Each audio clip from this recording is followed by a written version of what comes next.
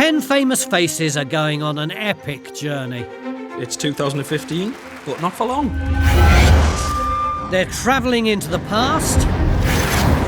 This is an historical circus. With no idea where or when they're headed. Wow. Wake up in another place, in another era. Oh my goodness! Exciting. They've been told nothing in advance. Do you know, I've got absolutely no idea what we're doing. I mean, I've never had a costume fitting, blindfolded. So it's all a total surprise. Oh, wow. They're leaving the 21st century behind to crash land into 6 different moments in British history. What are we?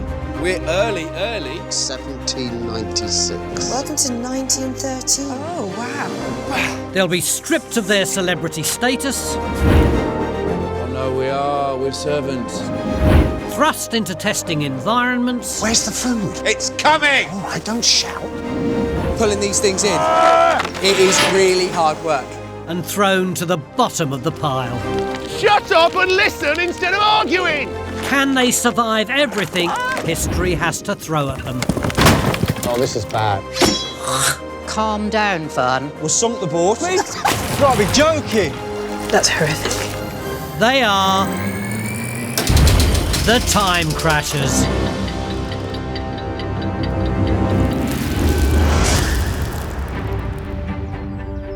This is Haddon Hall in Derbyshire.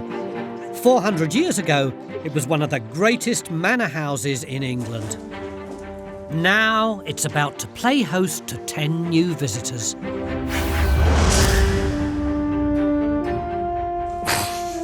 The first is Hollywood actress Kirstie Alley. Is that a real pig?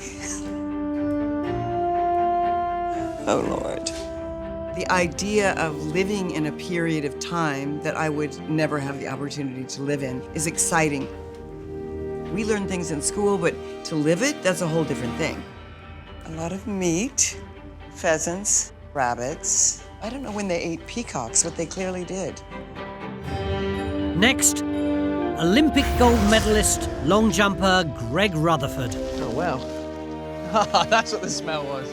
Dead chickens, which is nice. Hi, Hello. how are we doing? We're good. Good. I love history and I've always wanted to travel through time and experience it. Kirstie. Greg. The opportunity to go and actually live it is hugely exciting. It's taken me completely out of my comfort zone. Joining Kirstie and Greg are actor Charlie Condou, Wow. TV presenter Fern Britton, My goodness. Hello. Hey. and Commonwealth champion weightlifter Zoe Smith. Are we both servants? It looks like it, doesn't I it? think we probably are. The Time Crashers have arrived at an extraordinary moment in English history. The year is 1588. It's the height of Elizabethan England, and the country's a powerful trading nation. Luxury goods are coming in from overseas, and at home, industries like tin, coal, and shipbuilding are booming.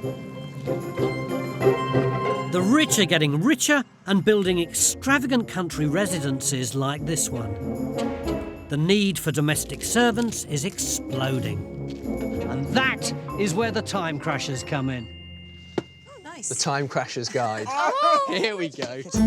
To help the new arrivals settle in, they've been given a guide to Elizabethan life. Welcome to 1588. Queen Elizabeth I, the 55-year-old virgin queen, has been on the throne for 30 years. A virgin queen? Yeah, Yes? apparently she's stayed a virgin the entire time. You are all kitchen servants. You must stay out of sight of his lordship and ladyship and their guests at all times, especially the female kitchen hands who are paid the least. You! Put that apple down! I am Master Cook. You are my new kitchen staff. We eat when we are told and we eat what we are given. That is theft. My lord and lady are returning today. We have a feast and many guests tomorrow. I need you to follow me. Elizabethan feasts were all about showing off. Hurry up, ladies, don't dawdle. A feast could cost hundreds of thousands of pounds in today's money, and was often weeks in the planning. The kitchen would produce hundreds of dishes, and the more flamboyant, expensive, and just plain weird each dish was, Oh, man. the better. That looks like a pig head. While the first-time crashers face life as lowly kitchen hands, actor Keith Allen has higher aspirations. I'm just wondering whether some people will be assigned a class role that is at the higher end of the spectrum, and some which obviously will affect what they do. I was born to the manor.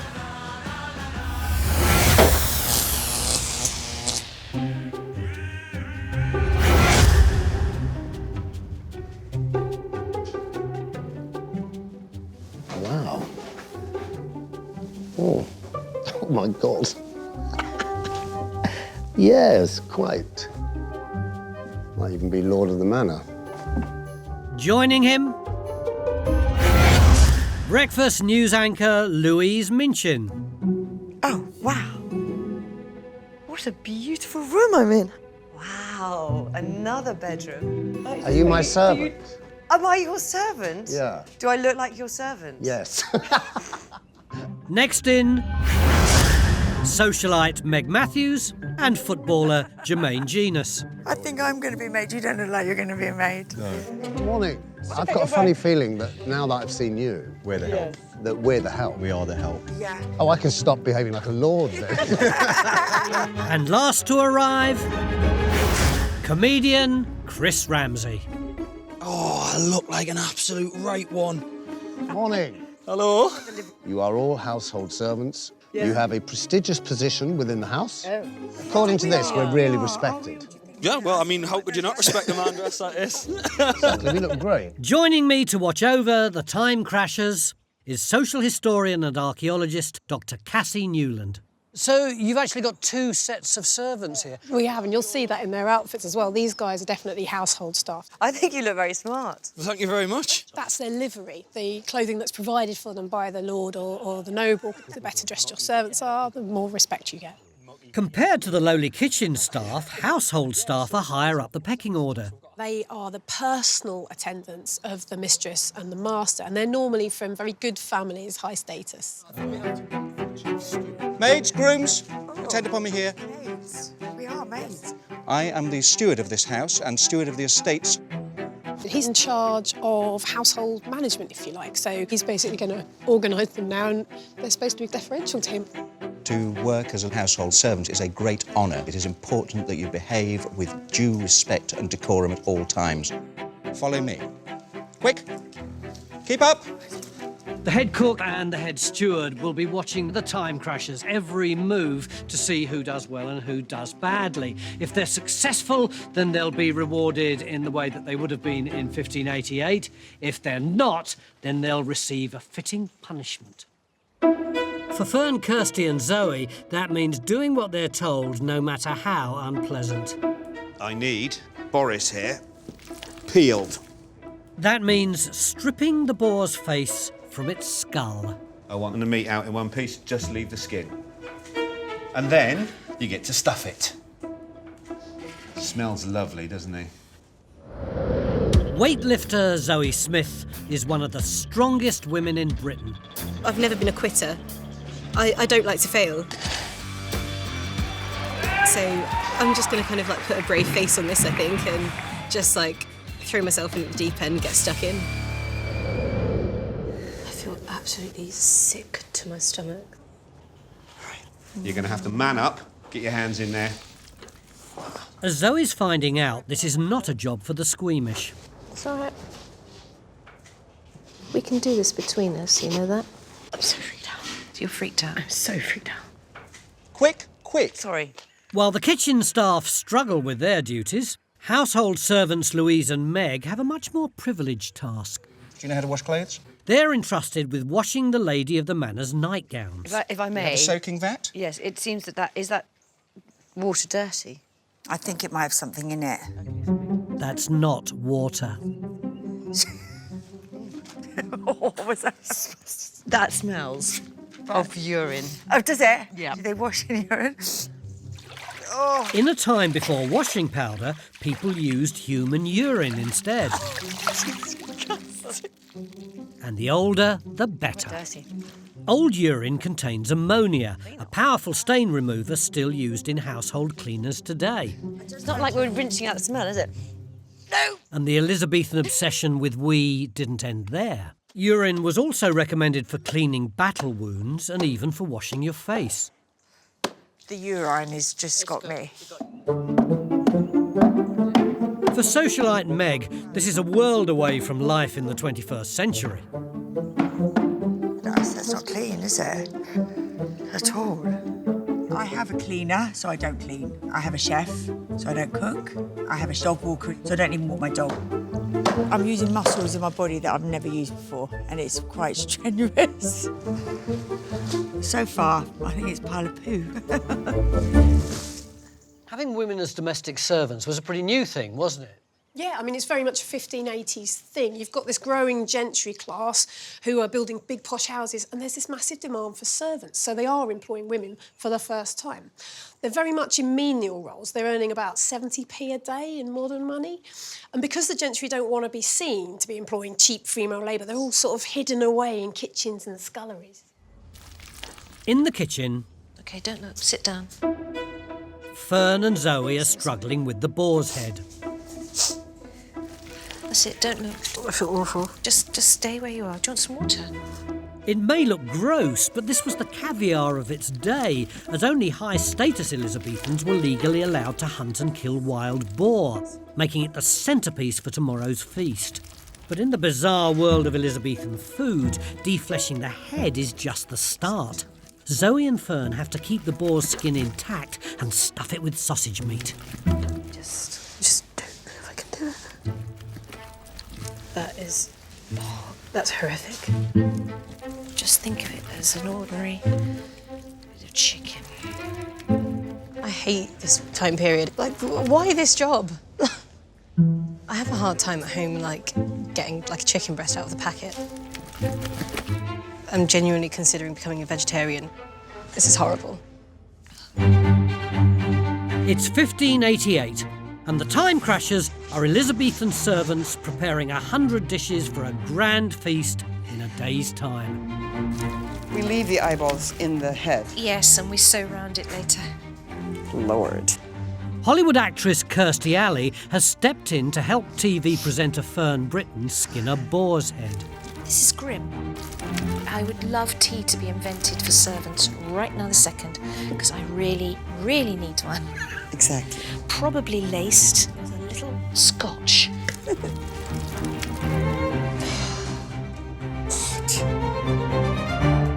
Man alive! Fantastic job.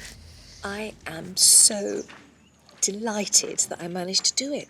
His snout looked like our black Labrador's snout, and I kept thinking, oh, this is the dog. You were awesome. The feast will take place in the Great Hall. For the master of the house, this was his public theatre, where he entertained his guests and showed off his wealth. Only the high-status household servants would have been trusted with the privilege of preparing it. It would have been strictly out of bounds for the menial kitchen staff. So are we like, we're employees, we're not like slaves, are we? No, not at all. But that doesn't mean household staff Chris, Keith and Jermaine don't have to get their hands dirty. We're in a very privileged position. Yeah. Doesn't feel like it, does it? Not right now, it don't. With the arrival of the Lord and Lady of the Manor imminent... Form up. Women behind. Men, form a line of 3. The Master Steward delivers a crash course in Elizabethan etiquette. Grace, decorum. You are honourable servants. Quite right. But comedian Chris Ramsey hasn't got the hang of deference. Your loudness is not behaving with grace within the hall.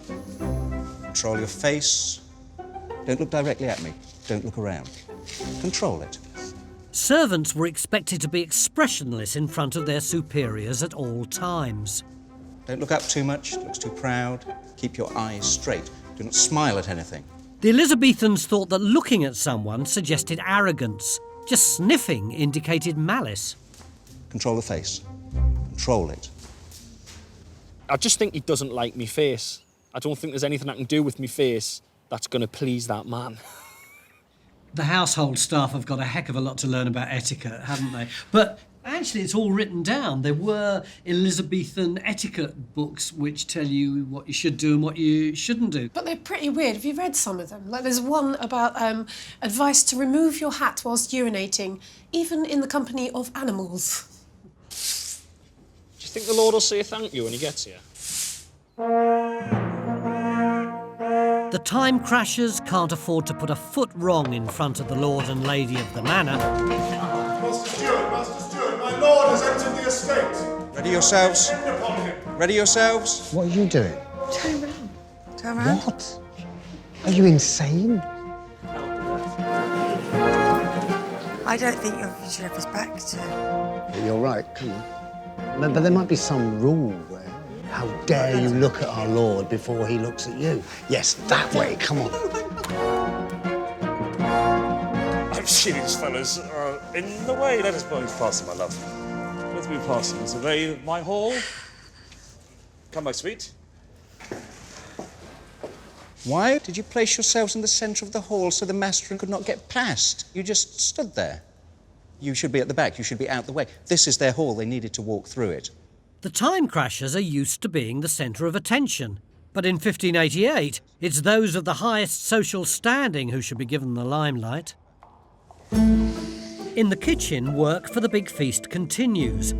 Stitch up his nostrils. And Fern and Kirstie's Elizabethan boar skinning has just got even more bizarre. And the mouth, all the way around the mouth. Yeah.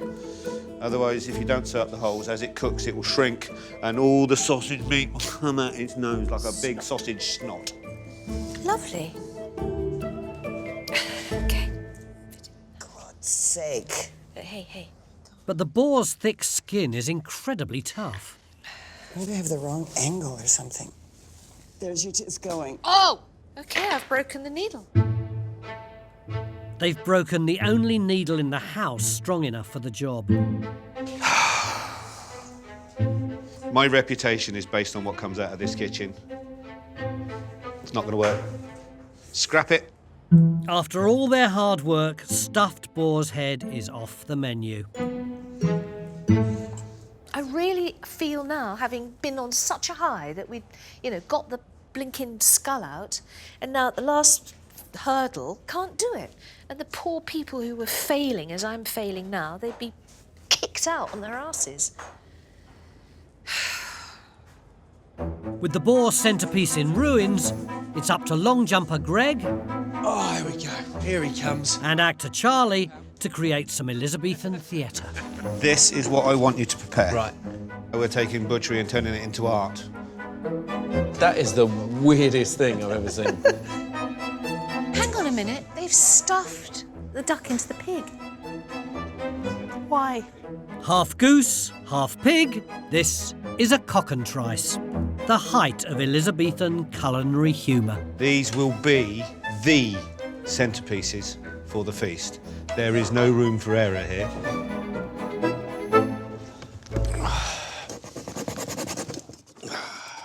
I mean, should I just cut down and cut it in half? Oh, man. I might have to snap this, Hang on, I'm through. Tudors were complete nutters when it came to food. And the fact that they put them on the table as a centrepiece, like it's something beautiful to look at, is really bizarre to me. Upstairs, the male household servants have been sent to prepare their master's bedchamber. He hasn't even got plugs next to his bed to charge his phone, man. Rubbish. The Elizabethans believed that bad smells spread diseases. Scattering sweet-smelling rose petals isn't decorative. It was the official advice of the College of Physicians for warding off the dreaded plague. Smells lovely. Warm his bed is the only other thing you can do.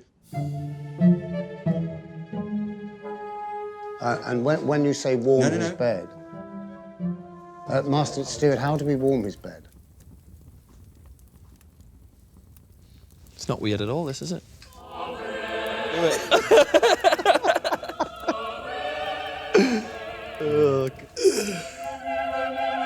this bloke is so rich, he's got people to warm his bed for him. I didn't realise bed warming was a job. It's a hard life, isn't it? I'd like to bring it back and maybe do it professionally, because it's a good job. Best thing I've done so far.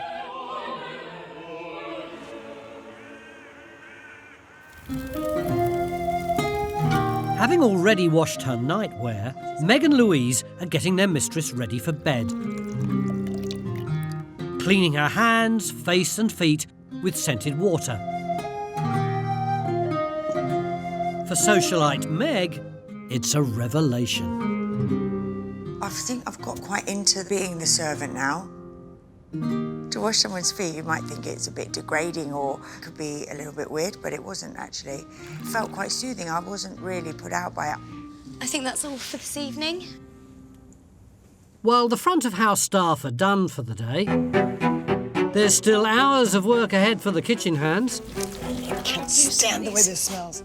If the feast is to be ready in time. I don't mind saying I'm getting a little bit pissed off. In this period of time, people just were on a hamster wheel. It was just endless. And we're going round and round in circles. There's just no time to actually sit down and go, whew, we're full on, full on. 1, 2, 3, 4, 5, 6, 7, 8, 9, 10. We made 10 pies. This is hard. There's always that opening for hookers in town, which I'm highly considering. Figure I can make way more than I'm making here, and all I have to do is pour beer and show my breasts. I've got no idea what I'm doing. Actor Charlie is struggling to sew up his cockentrice. Oh, man. You right? This is so difficult. But Olympian Greg has a sportsman's determination to do a perfect job. I think this is where it was killed there. Right, so what I'm going to try and do is cover that as well. Sewing the front end of a pig onto the back end of a goose. I'm very impressed. So am I. And the job as a seamstress. It's a welcome success after a difficult day in the kitchen. Right, do you know what? I know this is weird and a bit sick, but I'm quite proud of that.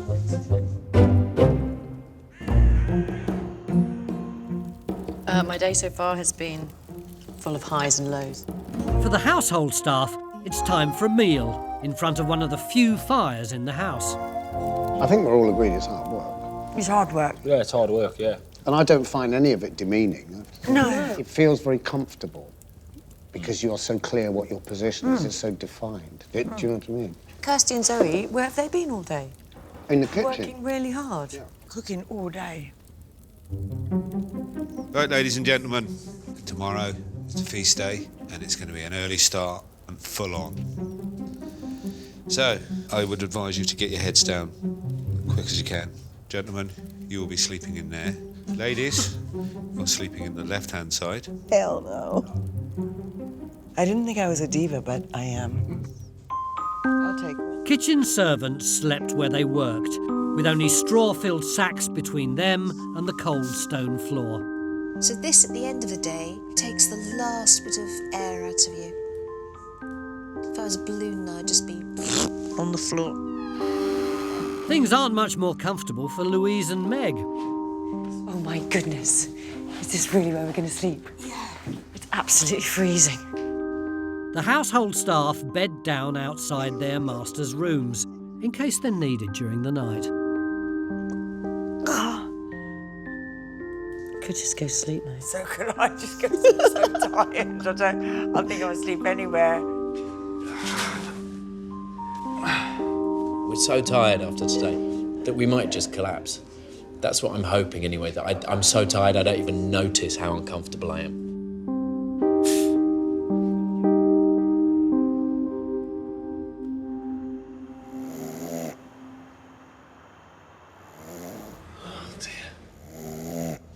But sleep doesn't come easy. Thanks to Fern.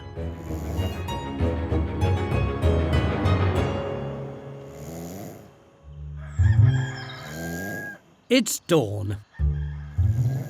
The time crashers have had just a few hours of broken sleep. Right, come on, ladies. Time to go. My snoring was really bad, wasn't it? Well, You can tell me the truth. no, I don't want to say. Thanks. Good morning, gentlemen. Up, dressed. Pretty damn quick. We've got a big feast today. A lot of roasting to do. So we need to get the fires up to temperature as soon as we possibly can. Right, here you go. There's a big feast today. I think we should get the horses and leave. Gotta be a carriage around here somewhere. It was literally freezing. You couldn't get warm, and we had blankets all over us. It was hideous. It was just cold. Okay, stop. Have a sniff. What's that? Beer. This is why we work here. In an age when clean water was hard to come by, Elizabethans instead drank what was known as small beer. It contains 2% alcohol. It is good. And servants like Fern and Kirstie would have knocked back up to 8 pints a day. Warm beer and lemon is the thing. Let me taste it.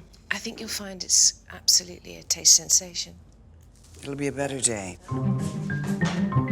Breakfast for the kitchen servants is the standard grub of the Elizabethan poor, peas pottage. Not good. A measly mix of peas and water. I don't think I can eat any more of that. Meat would have been too expensive to waste on kitchen servants. Right, you lot. We've got bacon and eggs ready for the household staff. But the household staff get a fry-up. Oh, you're having a laugh. Yeah, if I were you, I just wouldn't look at it.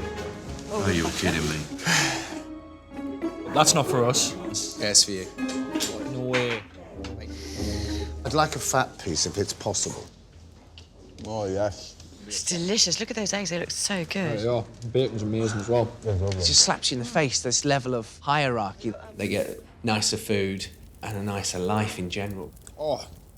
It's definitely much harder being us. While the higher status time crashers tuck in... Oh, sorry, mate. The kitchen servants must crack on with preparing the feast. No, there you go. Right, you get... Oh, it's tail in the face. Fantastic. Here we go. Go this way. For Olympian long jumper Greg and actor Charlie, it's time to start spit roasting the meat. On the menu, 2 cockentrices, 20 chickens, a peacock, I'll give you a hand as well. 25 kilos of beef and mutton, and 2 deers' worth of venison. Nice. All for just 20 guests. What do you reckon? One down from the top? Yeah, why not? Yeah. A flock of sheep cost more than the average townhouse in Elizabethan times, so all this flesh is just another way for the lord of the manor to show off how rich he is. How's that? We seem to be getting the worst of everything, the worst bedding, the worst food, the worst jobs, in my opinion. You really are the lowest of the low. I've just seen the other guys and they're complaining about laying the table. Well, frankly, I would swap with them in a heartbeat. Yeah. In the Great Hall, the household servants are hard at work. Tell you what, I want to eat off that. Polishing the plates.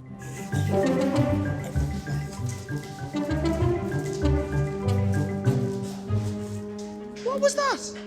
In the Elizabethan world, everything had a status attached to it, even the furniture. Absolutely love that carpet. It's starting to do me head in. I don't know why they're bowing. When entering the hall, servants were expected to bow to the top table and the tapestry behind it, whether their master was sitting there or not. Where's the loud fellow? Loud fellow? Hello, Comedian Chris's confusion hasn't gone down well. I hear you've been failing to pay courtesy to our Lord's board. Oh. I fear that Chris won't be able to control not only his face, but his deportment during the service. Chris cannot resist, but play the fool. He must suppress that. He must control himself. Keep your front foot straighter if you can. Lower if you can. If you could stick your rump out a little less, that might be better. And hold. You're trembling. Got a bad knee, mate, that's why. Oh, have you? Yeah, so have I. It's killing me. Left leg would be easier. I don't know whether it's the mark of your deference, how low you can bend, but we might be in trouble. You do this every time you come in the hall. Chris, Jermaine and Keith will have to limber up. On a busy day, a household servant could bow up to 200 times. Satisfactory for the moment? I mean, this incessant bowing and protocol scrambles your head. Out in the yard, the roasting of the meat is behind schedule. Gentlemen, why on earth is this not in front of the fire already? It should have been done. Get it on. Get moving. Now. To speed up the cooking, Greg and Charlie place the precious cockentrices as close as possible to the fire. I think he's getting frustrated because the banquet is coming and obviously the food's not ready. And I understand it's all resting on his shoulders. You feel practically worthless, and all you're doing is just surviving to serve somebody else. Get into those chickens. And you could be a potentially brilliant mind, but it would have never have been discovered.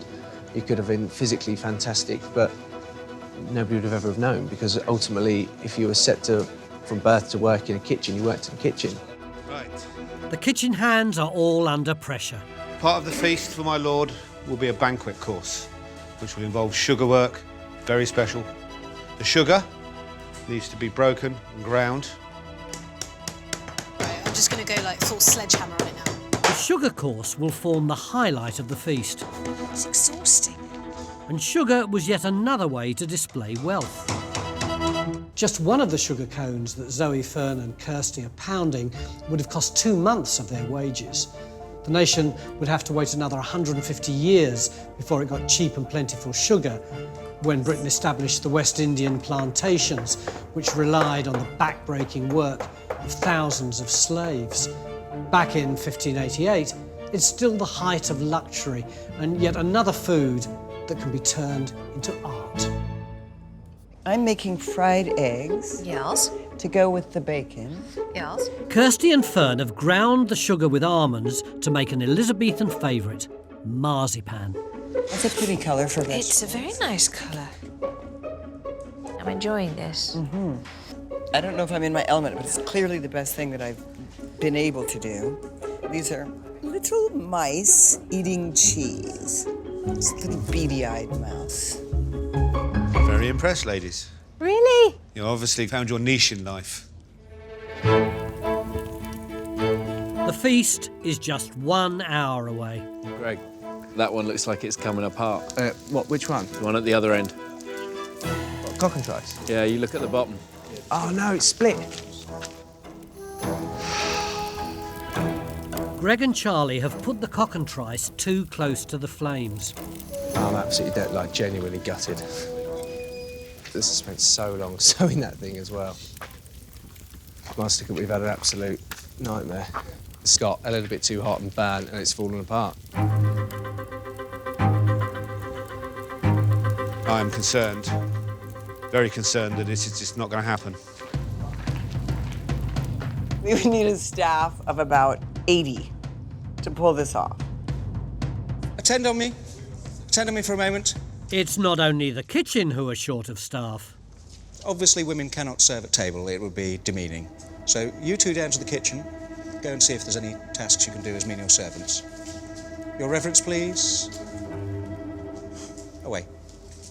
Continue your practice. So we're not even allowed to serve? No. A feast had to be served by men. Show me your hands. We're very, very low on household staff. You two are to serve at table. Go and wash your hands. You'll be supplied with a livery. Go, now. Right, come in. Oh, my God.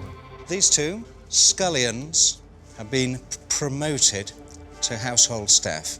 You will need to teach them what we have taught you, quickly. For Greg and Charlie, life is on the up. Oh, these are much better. Lovely job. Score. With the feast looming, Keith and Chris finish laying the table. Left foot forward. Footballer Jermaine has next to no time to bring the new recruits up to speed. Turn to your right. Turn around. Which way do we turn? To your right. Always to your right. Always to your right. Every time you go into the room, you've got to bow 3 times.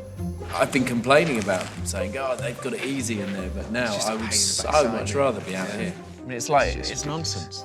What we were doing, well, it seemed to have a purpose. What they're doing has no purpose. No, none whatsoever. It's a waste of time. Pomp. The guests are starting to arrive. It's the moment of truth for the time crashers. Herbs, flowers, quick. The first conveyance of dishes to the Lord's table will encompass a very large peacock. Peacock, cockatrice. No, peacock, cockatrices. Go. Top table, yeah? Those two are going to top table. All right. I am really, really nervous. I'm going to try and control my face. I can't promise I won't laugh. It's just a nerves thing. I will just laugh. Okay. And then Use your legs. It's not just you're not just bending your upper body. You're proffering it like that. It just looks good. In the kitchen, the meat is only just ready. Right, come on, ladies. It's a scramble to plate up and hide the damage to Greg's cockatrice. Today is an incredibly important day. It is important to the status of our master. They must get it right. Master Steward, we're ready to receive my lord's honoured guests. Let us begin.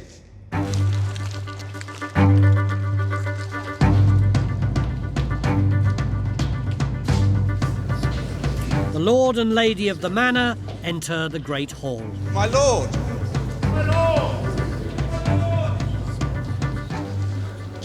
Worthy guests, honoured friends, pray be seated.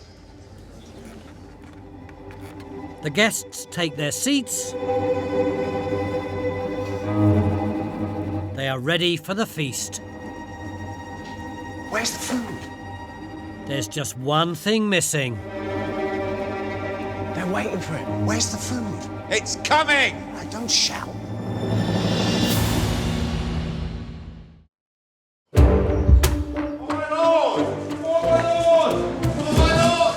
The 10 time crashers have spent 2 tough days preparing for a grand Elizabethan feast. Everyone's now seated, with the most important guests closest to the Lord, but the food is nowhere to be seen. So what goes first? Peacock. For the lowly kitchen staff, the hard work is done. And then cockatrice. It's time to hand over to the household staff. According to Elizabethan dining etiquette, every dish has its place. These two are top table. The time crashers have to deliver the most expensive and extravagant dishes to the top table and the inferior food increasingly further away to the lower status guests. Not only that, but every dish has to be placed with complete symmetry, and they must bow 3 times with every dish they deliver. All 100 of them. How are you even going to bow with that? Shall I just lead you up? The show-stopping dishes must be served first. Chris, Jermaine and Keith take the lead with the peacock. My lord, before you, a great peacock. Bringing up the rear, Greg and Charlie with their cockatrices. Forward, forward, forward. Peacock takes most of the room. Shut up. What's next? We want the 2 big haunches. Pigs and peacocks may be allowed into the Great Hall. Stop at the top and wait. Well done, But boys. female servants can't go beyond the kitchen door. So success or failure now rests entirely with the male servants. My lord, for your honoured guests, capons and haunches. And no guest can eat a mouthful until every single dish is out. Mutton pies. There's more food, there's more food. Sweet pies. Next, 2 custards. Top table custards, thank you. There's hardly any room on the table. Pear custards. I mean, all that bowing is absolutely killing my knees. You just get going out, Yeah, but we keep going out and bow. My lord, sundry pies from your ovens. My lord, divers salads. It was all going really well. They have to move some things around. And then more and more food kept coming out, and there was nowhere to put it. Space in the corner. Cheese toe. Cheese toe. With the food coming thick and fast, What's this big one for? Where's that going? the plan for perfect Elizabethan symmetry goes out the window. One table got like 10 pies, and then another table just got meat. It was like Desperate Dan's table. There was just bones and flesh everywhere. Apple tart. But they're puddings. In the Elizabethan world, enough was never enough. It's beef. There cannot be any more. Go away. I have never seen So much food. so much food. And still the food kept coming out. I just kept laughing. Shut up, shut up. Don't laugh. There may be chaos behind the scenes, but at the feast, It's essential to keep a straight face. Game face, game face. Quick, game face. Bad thoughts, bad thoughts. Quick, go on. You're going to lose your job. In a world where just sniffing is an insult, a servant laughing would be beyond the pale. Space, my lord.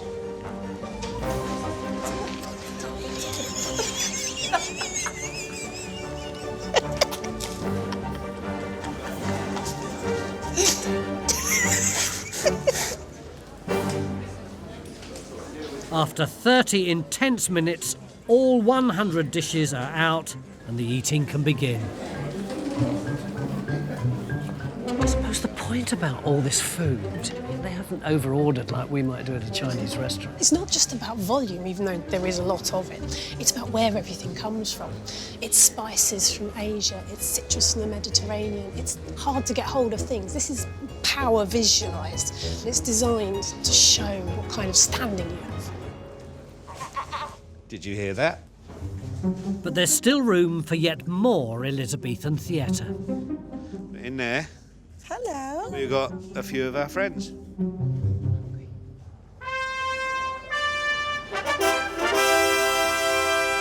Master server, you will attend upon my lord and break open the 2 pies which are before him.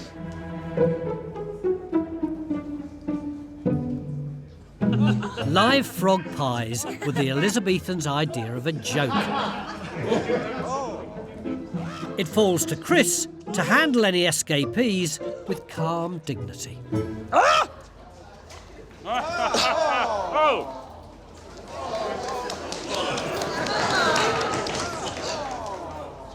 Dear. The main feast is over. God save you all. God save you. But the eating doesn't stop. The Lord and a few chosen guests leave to enjoy a very special treat. The exclusive sugar banquet, courtesy of Fern and Kirstie. What you're going to see next is the most conspicuous bit of consumption ever. So this is your beautifully sculpted marzipan and your sugar fancies. This is very exclusive. Only the chosen few get to go and have the sugar course. Because it's so expensive, it's like opening your bottle of best brandy for your VIPs. This love affair with sugar meant that the Elizabethan elite had notoriously rotten teeth. One teeth whitening treatment of the day was gargling with spirit of vitriol, that's sulphuric acid. The time crashers' work is over. Time for the women to find out if they'll be rewarded or roasted for their efforts. Cheese tart. I fought hard to get that. You did fantastically well. Your reward for doing so well? You get the ends of my lord's candles. Oh, it's nice. not much after all the work you've done. It may not seem much of a bonus, but a beeswax candle would have cost an entire day's wages for the kitchen staff. Thank you very much. Without you, it couldn't have happened. Very impressed. My time in 1588 has taught me to never go back to this period in time.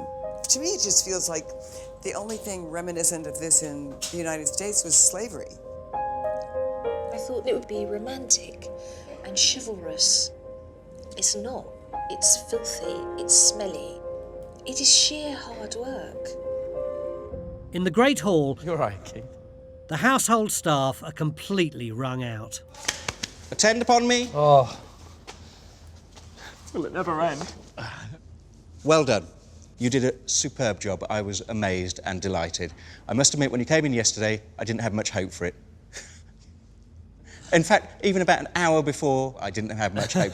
Chris, I was particularly impressed by you. You're a man who obviously has difficulties controlling himself. But at the end of the day, you went away able to control your face. Well done. Warm yourself by the fire and stuff your faces. Lovely. Very nice. And I shall give you a final bow from me. Thank you. Cheers. Scraping through someone's leftovers may not seem like much of a reward. Oh, yeah. But for the serving staff, it would have been one of the few perks of the job. Cheers. Cheers. People in the 21st century spend a lot of time having fun and filling their lives with stuff, whereas it seems to me in this period, there's no time for that. It's work. You are born to work. I tell you what, I haven't worked that hard for a long time, like. Ever. Try ever. It's been hard. really hard, and I feel embarrassed to sit here and say, oh, it's hard, because I can only imagine what the people of 1588 was going through. It must have been really tough. You're just not allowed to be happy? Because I can't even smile up there. What kind of life is that? Not one I want to live, that's for sure.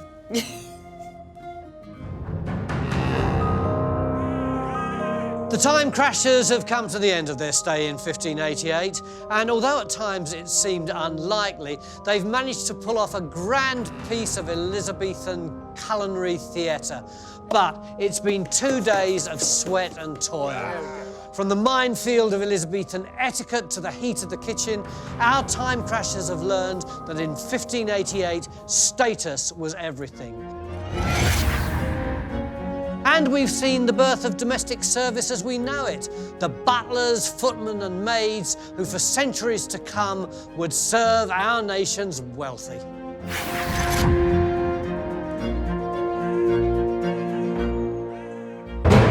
Next time... Oh my God. Wow. The Time Crashers find themselves in medieval England. Welcome to 1468. Oh, we've gone back even further then. Where they go head-to-head preparing for a joust. That man's life is in your hands, basically. Weapons ready. Who will emerge triumphant? Jousting is a war game. They're not messing around out there. Quickly now. And who will crash and burn? Oh, this is bad. This is awful. Let the games begin.